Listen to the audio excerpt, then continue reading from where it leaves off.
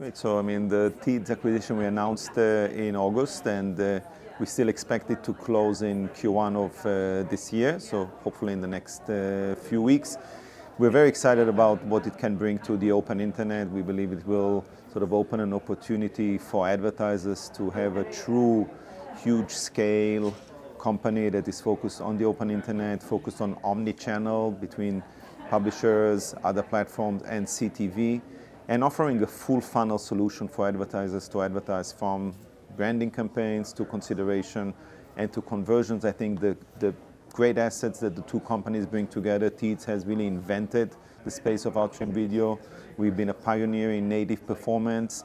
Combining the two creates a real powerhouse for the open internet, which we believe is a very important thing. And we believe we'll be the one that can offer capabilities that are better than the walled gardens for advertisers to reach audiences. So speaking of walled gardens, what is the biggest challenge you have bringing walled garden capabilities to the open internet? And then let's talk a little bit more specifically about how you guys are going to address those.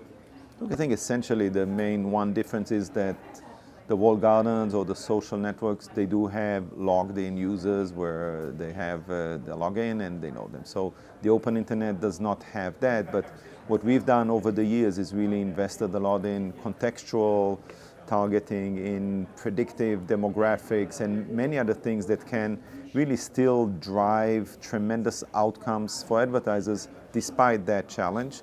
I think that the open internet does connect people with content that is trustworthy, which makes the advertising around it also more trustworthy generally.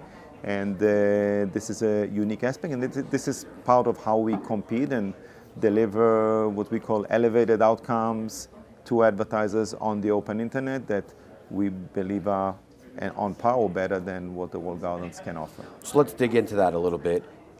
When we talk about non-logged in users, you have an experience that you need to manage. So how does Outbrain prioritize the experiences of users, the publishers, to drive engagement and value? Look, it's a balance. We're very, very focused on a triangle of the advertiser, the publisher, and the user. So it all needs to work together. I think when we're looking at, especially with a combination with Teads that has great creative capabilities and creative assets that are also driven by AI and other elements, combining that will allow us to deliver outcomes that are beautiful and real nice campaigns that will help people connect with experiences that are even better than what Outbrain has been doing over the years. And I think that is a part of an element that really drives engagement of audiences. That part of the experience and how nice it is a very important part of our strategy on a combined basis. And combining that with a lot of data assets, the two companies have unique data assets in the sense that we are code on page with all our publishers. So we know much more about the interest that you may have when you read an article about sports or about automotive. So we have much more data, especially on a combined basis, much more than just the advertising impression, but really the context, the reading, the depth of time you spend on a certain topic, and that helps us deliver great outcomes. As the open internet continues to evolve, what is your long-term vision for Outbrain and its role in transforming just the engagement that audiences have in the open internet? We want to truly become the one destination for omni-channel campaigns around the open internet for advertisers of whatever their objective is.